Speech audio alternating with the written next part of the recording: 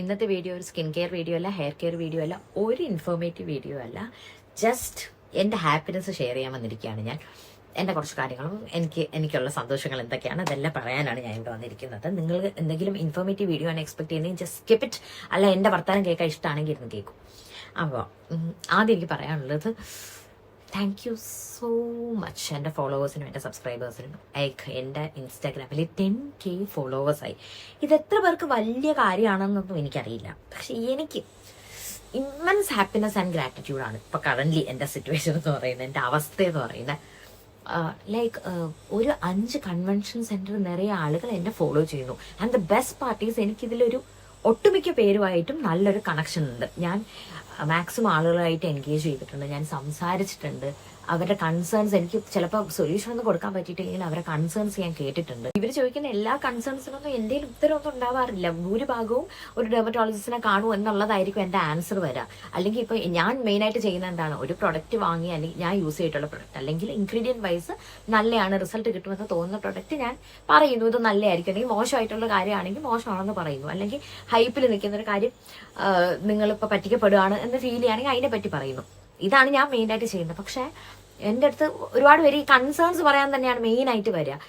Solution ഇല്ലെങ്കിൽ പോലും അവരുമായിട്ടുള്ള കോൺവെർസേഷൻ ഈസ് സോ ഗുഡ്. എനിക്ക് വളരെ ചെറിയൊരു ഫ്രണ്ട് സർക്കിളുള്ള ഒരാളാണ് ഞാൻ. അപ്പോൾ ഒരു എന്നെ പറയുകയാണെങ്കിൽ ഒരു 5 ഫ്രണ്ട്സ് എനിക്കുള്ളൂ. അപ്പോൾ ഈ ഇതിൽ കവിഞ്ഞ് എൻ്റെ അടുത്ത് മിണ്ടുന്ന ഇപ്പോൾ കുറേ പേരുണ്ട്. എനിക്ക് പണ്ട് ആരുമില്ലായിരുന്നു, ഇപ്പോൾ ഒത്തിരി പേരുണ്ട്. ആൻഡ് എനിക്ക് ഭയങ്കര സന്തോഷമാണ്. അപ്പോൾ ഞാൻ വിചാരിച്ചു, ഞാൻ എന്നെ പറ്റി ഒന്നും പറഞ്ഞിട്ടില്ല. എൻ്റെ ഫോളോവേഴ്സിനോടോ എൻ്റെ സബ്സ്ക്രൈബേഴ്സിനോടോ ഒന്നും ഞാൻ എന്നെ പറ്റി ഒന്നും പറഞ്ഞിട്ടില്ല. ഞാൻ കരുതി ഞാനത് ഷെയർ ചെയ്യും. ഞാൻ എന്താണ് ചെയ്യുന്നത്, ഞാൻ എന്താണ് പഠിച്ചത്, എന്തുകൊണ്ട് ഈ പരിപാടിയിലോട്ട് ഇറങ്ങി തിരിച്ചു, ഇതെല്ലാമാണ് ഞാനിത് പറയാൻ പോകുന്നത്. എൻ്റെ മനസ്സിൽ എന്തൊക്കെ തോന്നുന്നോ അതെല്ലാം ഞാനിത് പറയും. ഓക്കെ, അപ്പോൾ ആദ്യം എൻ്റെ പേര് സ്വാതി എന്നാണ്. എൻ്റെ വീട് ട്രിവാൻഡ്രത്താണ്. ആൻഡ് ഞാനിപ്പോൾ താമസിക്കുന്നത് കോഴിക്കോടാണ്. ഞാൻ പഠിച്ചത് BBM എന്ന് പറഞ്ഞ കോഴ്സാണ്. അമൃത യൂണിവേഴ്സിറ്റി കൊല്ലം അമൃതയിലാണ് ഞാൻ പഠിച്ചത്.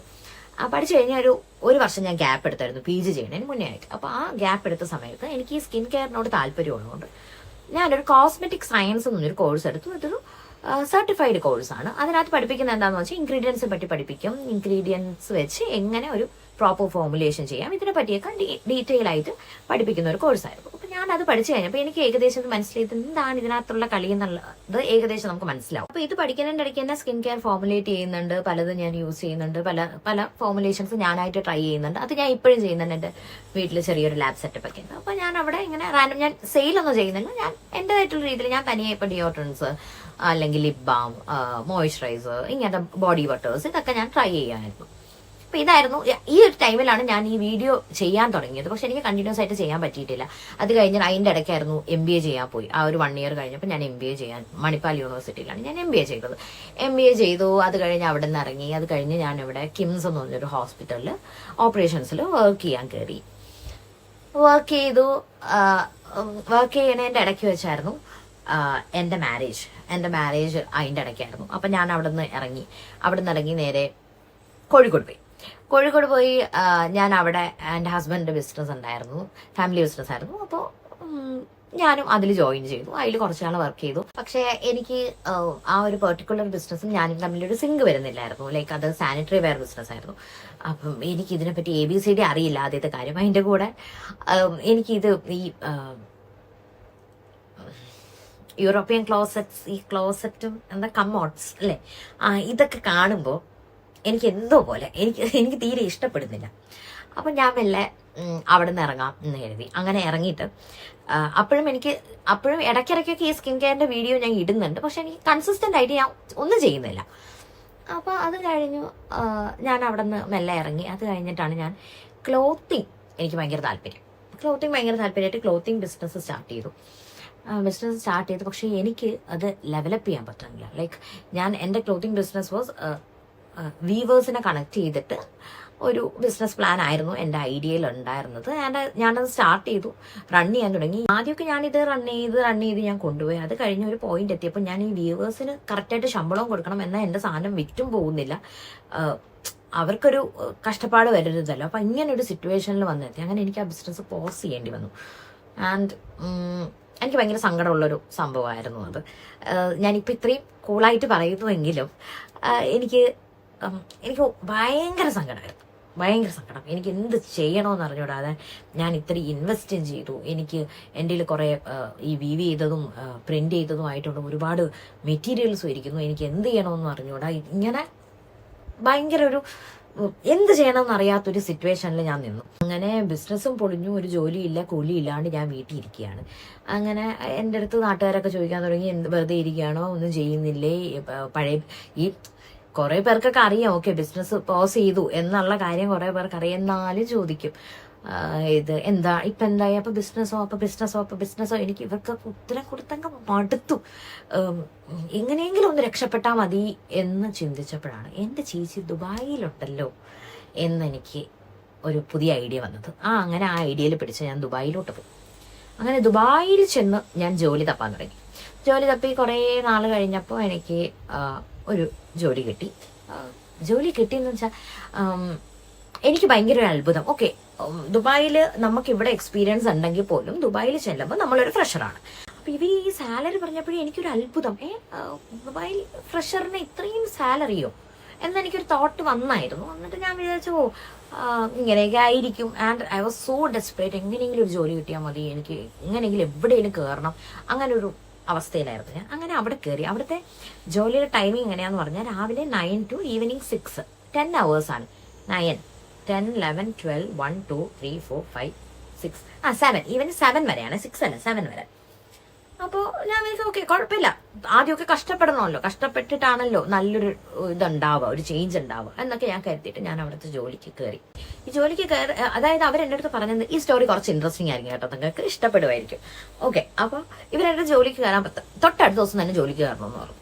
എന്തോ ഒരു ഇവന്റ് വരികയാണ്, അപ്പോൾ ആ ഇവന്റിൽ ഒന്ന് അറ്റൻഡ് ചെയ്യൂ, അപ്പോൾ ഒരു ഐഡിയ കിട്ടുമല്ലോ എന്നൊക്കെ പറഞ്ഞ് എന്നെ കൊണ്ട് ജോലിക്ക്. അപ്പം ഞാൻ പറഞ്ഞു ഞാൻ കയറാം. അപ്പം നമ്മൾ എന്താണ് എക്സ്പെക്ട് ചെയ്യുന്നത്, ഓക്കെ തൊട്ടടുത്ത ദിവസം തന്നെ ജോലിക്ക് കയറുന്നു. എനിക്ക് വിസ അവർ തന്നിട്ടില്ല. അപ്പോൾ പക്ഷെ ജോലി ചെയ്യുന്നതല്ലേ, അപ്പം നമ്മൾ കുറേ എക്സ്പെക്ടേഷൻസ് വെക്കുമല്ലോ, ആ എക്സ്പെക്ടേഷനിൽ ഞാൻ പൊയ്ക്കൊണ്ടിരിക്കുകയാണ്. അങ്ങനെ ഞാൻ കയറിയ സമയത്ത് ഞാൻ പറയുന്നുണ്ട്, എനിക്ക് നാട്ടിൽ പോകണം, വിസ ആക്കിയിട്ട് തിരിച്ചു വരാണല്ലോ, അപ്പം ഞാൻ നാട്ടിൽ പോയി ഇവിടുത്തെ വിസ ആയിട്ട് ഞാൻ തിരികെ വരും എന്ന രീതിയിലൊക്കെ പറഞ്ഞിട്ട് ഞാൻ ആദ്യം ഒരു 2 weeks അവിടെ വർക്ക് ചെയ്തു. അത് കഴിഞ്ഞിട്ട് ഞാൻ നാട്ടിലോട്ട് വന്നു കഴിഞ്ഞ് നാട്ടിലൊരു 2 weeks നിൽക്കേണ്ടി വരുമെന്നാണ് എൻ്റെ അടുത്ത് പറഞ്ഞിരുന്നത്. പക്ഷേ ഇവർ ഈ വിസ പ്രോസസ്സിങ് വെച്ച് ഡിലേ ആക്കി. അപ്പം എൻ്റെ അടുത്ത് വർക്ക് ഫ്രം ഹോം ചെയ്യാൻ പറഞ്ഞിരിക്കുകയാണ്. അപ്പം ഞാൻ വീട്ടിലിരുന്ന് വർക്ക് ചെയ്യുന്നു, കോർഡിനേറ്റ് ചെയ്യുന്നു, പ്ലാൻസുകൾ ഉണ്ടാക്കാറുണ്ട്, sales plan, marketing plan, branding ideas, എന്തൊക്കെയാണ് ചേഞ്ച് വരുത്തേണ്ടത്, ഇങ്ങനെ കുറേ കാര്യങ്ങളുണ്ട്. അപ്പോൾ ഈ പ്ലാനിങ് എല്ലാം ഞാൻ വർക്ക് ചെയ്തുകൊണ്ടിരിക്കുകയാണ്. അപ്പോൾ ഇവർ എനിക്ക് വിസ വരാൻ തന്നെ കുറച്ച് ഇവർ പ്രോസസ്സ് ചെയ്യാൻ വൈകിയോണ്ട് എനിക്ക് വിസ വരാൻ വൈകി. ഒരു 3 weeks ഒക്കെ ഡിലേ വന്നു. അത് കഴിഞ്ഞ് ഞാൻ തിരിച്ച് ദുബായിൽ തന്നെ പോയി. ദുബായിൽ ചെന്നപ്പോഴും എനിക്ക് ട്രെയിനിങ് ഒന്നും തരണം, ഇവർ ട്രെയിനിങ് തരാമെന്ന് എൻ്റെ അടുത്ത് പറഞ്ഞിട്ടുണ്ടായിരുന്നു. 2 weeks നിങ്ങൾക്ക് ട്രെയിനിങ് കാണുമെന്ന് പറഞ്ഞിട്ട് എനിക്ക് ഈ ട്രെയിനിങ് കിട്ടിയില്ല. അപ്പം ഞാനാണെങ്കിൽ ഒരു പുതിയ സെക്ടറിലാണ് വർക്ക് ചെയ്യുന്നത്, അതായത് പെറ്റ് ഫുഡാണ് ഈ സെക്ടർ. അപ്പം പുതിയ സെക്ടർ ആയതുകൊണ്ട് അപ്പം ഞാനിങ്ങനെ എക്സ്പെക്ട് ചെയ്യുന്നുണ്ട്, എനിക്കൊന്നും അറിഞ്ഞിട്ടില്ല, ഇവർ എനിക്ക് പറഞ്ഞു തരണ്ടേ. അങ്ങനെ 1 month കഴിഞ്ഞപ്പോൾ എനിക്ക് സാലറി തന്നില്ല. അപ്പം ഞാൻ നൈസിന് അവിടെയുള്ള ഫിനാൻസ് മാനേജ് ചെയ്യുന്ന ഒരു ചേച്ചിയല്ല, ഒരു ഫിലിപ്പീനി പുള്ളിക്കാരുടെ അടുത്ത് ഞാൻ ചോദിച്ചു എനിക്ക് സാലറി എപ്പോഴാണ് ക്രെഡിറ്റ് ആവുക. ആൻഡ് ഞാനിത് ചോദിച്ചു കഴിഞ്ഞു തൊട്ടടുത്ത ദിവസം. എനിക്കറിയില്ല ഈ സ്റ്റോറി ഇപ്പോൾ പറയേണ്ട ആവശ്യമുണ്ടോ എന്ന് എനിക്കറിയില്ല. പക്ഷെ ഈ കഥ കേട്ട് ആർക്കെങ്കിലും എന്തെങ്കിലും ഒരു ഹെൽപ്പ് ആവുകയാണെങ്കിൽ ആവട്ടെ, നിങ്ങൾ ഈ സിറ്റുവേഷനിലൂടെ കടന്നു പോവുകയാണെങ്കിൽ ഇറങ്ങി ഓടിക്കും, കാരണം ഓടിയാലേ രക്ഷപ്പെടുകയുള്ളൂ. അപ്പോൾ അങ്ങനെ ഞാൻ സാലറി ചോദിച്ചു. തൊട്ടടുത്ത ദിവസം അവിടുത്തെ ഓണർ, ആകെ കുറച്ച് പേരേ ഉള്ളൂ, 4-5 പേരേ ഉള്ളൂ അവിടെ വർക്ക് ചെയ്യുന്നത്, അവിടുത്തെ ഓണർ എന്നെ വിളിച്ചിട്ട് സ്വാതി സാലറി ചോദിച്ചു എന്ന് പറഞ്ഞു. അപ്പം ഞാൻ പറഞ്ഞു അപ്പോഴൊക്കെ ഭയങ്കര സീരിയസ് ആയിട്ട് ഞാൻ ചിരിക്കുന്നതാണ്, ഇതൊന്നും അല്ല സീരിയസ് സിറ്റുവേഷൻ. അപ്പം ഞാൻ ചോദിച്ചായിരുന്നു. അപ്പം എന്തുദ്ദേശിച്ചാണ് സാലറി ചോദിച്ചത്, ട്രെയിനിങ് പോലും കഴിഞ്ഞില്ലല്ലോ, പിന്നെ എന്തിനാണ് സാലറി ചോദിച്ചത്? അപ്പം ഞാൻ വിചാരിക്കുന്നത് എനിക്ക് ട്രെയിനിങ് തരാമെന്ന് പറഞ്ഞിട്ട് ഇവർ ട്രെയിനിങ് തരുന്നില്ല. അപ്പം ട്രെയിനിങ് തരാത്ത എൻ്റെ കുറ്റമാണോ? ഞാൻ എൻ്റെ കോവർക്കറിൻ്റെ അടുത്തൊക്കെ ചോദിക്കുന്നുണ്ട് ഇത് എപ്പോഴാണ് ട്രെയിനിങ് തരിക എന്നുള്ളത്. പുള്ളിക്കാർ പറഞ്ഞാൽ തരും എന്നാണ് ഞാൻ പറഞ്ഞുകൊണ്ടിരിക്കുന്നത്. അപ്പം ഇയാളുടെ ഫോൺ വിളിയിൽ എനിക്കത് ഹറാസ്മെന്റ് എന്നൊക്കെ പറഞ്ഞാൽ അങ്ങ് എന്തൊക്കെയോ പറഞ്ഞ് ഹറാസ് ചെയ്യുകയാണ്. അപ്പം ഞാൻ ഒന്നും മിണ്ടാതെ ഞാൻ ഫോൺ വെച്ചു. ഞാൻ വീട്ടിൽ വന്നു, എൻ്റെ ചേച്ചി ഉണ്ടല്ലോ, ഞാൻ ചേച്ചിയുടെ അടുത്ത് കാര്യം പറഞ്ഞു, എൻ്റെ ഹസ്ബൻഡിൻ്റെ അടുത്ത് കാര്യം പറഞ്ഞു. അത് പറഞ്ഞു കഴിഞ്ഞപ്പം അവർ പറഞ്ഞു ഓക്കെ വേണ്ട, ആദ്യത്തെ മന്തിലെ സാലറി അല്ലേ, ഇനിയിപ്പോൾ അവരുടെ ട്രെയിനിങ് ആണ് അതാണെന്ന് പറയുകയാണെങ്കിൽ വേണ്ട എന്നുള്ള രീതിയിൽ. അപ്പം ഞാനും അത് അങ്ങനെ സെറ്റ് ചെയ്തു. പക്ഷെ ഇവരിത് വിടുന്നില്ല ഈ ടോപ്പിക്ക്. ഇയാൾ എന്നെ കണ്ടിന്യൂസ് രാത്രി 12 മണിക്കൊക്കെ ഫോൺ വിളിക്കുകയാണ്. അപ്പം ഞാൻ ചിലപ്പോൾ ഞാൻ ഫോൺ എടുക്കാതിരിക്കും. ഞാൻ വിചാരിക്കും ഇയാൾ എന്തിനാണ് പാതിരാത്രി ഫോൺ വിളിക്കുന്നത്? എന്തെങ്കിലും പറയാനുണ്ടെങ്കിൽ ഓഫീസിൽ വന്നിരിക്കുമ്പോൾ പറയൂ. അല്ലെങ്കിൽ ആൻഡ് ഇയാൾ എങ്ങനെയാണെന്ന് വെച്ചാൽ ഈ ഓണർ ഓഫീസിൽ വരുന്ന വൈകിട്ട് ഒരു 5 മണി 6 മണിക്കാണ്. ഇതിൽ ഏറ്റവും വലിയ വിറ്റത്താണെന്നറിയോ, ഈ വർക്ക് ചെയ്യുന്ന സമയത്ത് 9 to 7 ആണ് എൻ്റെ വർക്കിംഗ് അവർ. പക്ഷേ എന്നെ 7 കഴിഞ്ഞാൽ വിടാം. ഞാൻ അവിടെ നിന്ന് ഇറങ്ങുമ്പോൾ ഒരു 9:45 സമയമാവും. ആൻഡ് അയാൾ എങ്ങനെയാണെന്ന് വെച്ചാൽ ഈ ഓണർ പറയും ഞാൻ മെട്രോയിൽ പോയി, എനിക്ക് മെട്രോയിൽ പോകാനാണ് ഭയങ്കര കംഫർട്ട്. ഒന്നാമത്തെ കാര്യം എനിക്ക് മോഷൻ സിക്നസ് ഉള്ള ആളാണ്, മൈഗ്രെയിൻ ഉള്ള ഒരാളാണ്, എനിക്ക് അതാണ് കംഫർട്ട്. പക്ഷെ അയാൾ മെട്രോയിൽ പോകാൻ സമ്മതിക്കില്ല. അയാളെ കൊണ്ടാക്കി തരാം എന്ന് പറഞ്ഞ് ഇങ്ങനെ ബഹളം വെച്ചുകൊണ്ടിരിക്കും. ആൻഡ് ഇത് ഞാൻ 3 മാസമാണ് അവിടെ വർക്ക് ചെയ്തത്. ആ 3 മാസം ഞാൻ സ്ട്രഗിൾ ചെയ്തു. 2 മാസം എനിക്ക് ശമ്പളം തന്നില്ല. അവസാനം 3-ാമത്തെ ദിവസം ഞാൻ ഇറങ്ങാം, ആ ഒരു മാസം എനിക്ക് ശമ്പളം തന്നു. ഇതാണ് സംഭവിച്ചത്. ആൻഡ് അതിൻ്റെ ഇടയ്ക്ക് ഞാൻ അനുഭവിച്ച ഹരാസ്മെന്റ്. രാത്രി ഇയാൾ ഫോൺ വിളിക്കുമ്പോൾ ഫോൺ എടുത്തില്ലെങ്കിൽ പിറ്റേ ദിവസം ഫോൺ എടുക്കാത്തെന്താന്ന് ചോദിക്കുക. ഈ കാര്യം പറയാനാണ് വിളിച്ചത്, ആ കാര്യം പറയാനാണ് വിളിച്ചതെന്നൊക്കെ പറയും. ഇങ്ങനെ ടോർച്ചർ. അവസാനം ഞാൻ അവിടെ നിന്ന് ഇറങ്ങി. ഞാൻ നാട്ടിൽ വന്നു കഴിഞ്ഞ് ഞാൻ ദുബായിൽ എനിക്ക് പോകാൻ പറ്റില്ല. എനിക്ക് ആ ഒരു സിറ്റുവേഷനിലൂടെ ഇനി പോകാൻ പറ്റില്ല. ഇനി എന്ത് ചെയ്യണമെന്ന് അറിഞ്ഞൂടാ. എൻ്റെ ആദ്യത്തെ ബിസിനസ് പൊട്ടി. എനിക്ക് കുറേ നഷ്ടം വരുത്തി. ഞാനിങ്ങനെ അടപടലം പണി കിട്ടി ഞാൻ ഇരിക്കുകയാണ്. എൻ്റെ ലൈഫിലെ ഏറ്റവും ലോവസ്റ്റ് സിറ്റുവേഷനിൽ ഞാൻ നിൽക്കുകയാണ്. എൻ്റെ മുന്നിലോട്ട് ഒന്നും കാണുന്നില്ല, മൊത്തം ഇരുട്ട്. എന്ത് ചെയ്യണമെന്ന് അറിഞ്ഞൂടാ. കുറേ നഷ്ടങ്ങൾ, ഇതെല്ലാം കൂടെ നിന്നിട്ട് കുറേ ക്വസ്റ്റ്യൻസും ആളുകളെ ഫേസ് ചെയ്യാനും പറ്റാനില്ല. എന്തൊക്കെയോ ഒരു അവസ്ഥയിലൂടെ കടന്നു പോകുന്ന ടൈമിൽ എന്തായാലും ഇനിയിപ്പോൾ ഞാൻ ജോലിക്ക് പോകുന്നില്ല എന്ന് ഞാൻ തീരുമാനിച്ചു. ആ സമയത്ത് എനിക്ക് പറ്റില്ല, എനിക്ക് ജോലിക്ക് പോകാൻ പറ്റില്ല, ദുബായിൽ തിരിച്ചു പോകാൻ പറ്റില്ല എന്ന് തീരുമാനിച്ചു കഴിഞ്ഞതിന് ശേഷം ഞാനും ഹസ്ബൻഡും കൂടെ ലൈക്ക് എന്തെങ്കിലും ഒരു ലോ ഇൻവെസ്റ്റ്മെന്റിൽ സ്റ്റാർട്ട് ചെയ്യണം എന്ന് പറഞ്ഞ് ഇങ്ങനെ നിൽക്കുന്ന സമയത്താണ് ഞങ്ങളുടെ മനസ്സിലേക്ക് ഒരു ബിസിനസ് ഐഡിയ വരുന്നത്. അങ്ങനെ ആ ബിസിനസ് ഐഡിയയിലേക്ക് ഞങ്ങൾ വർക്ക് ചെയ്തു. ഞങ്ങൾ പല കോഴ്സ് ചെയ്ത് കഴിഞ്ഞിട്ട് ഞങ്ങൾ വിചാരിച്ചു ഓക്കെ നൈസിന് ഒന്ന് സ്റ്റാർട്ട് ചെയ്ത് നോക്കാമെന്ന് വെത്തി. അങ്ങനെ ഞങ്ങളൊരു മൈക്രോ ഗ്രീൻ ഫാം തുടങ്ങി.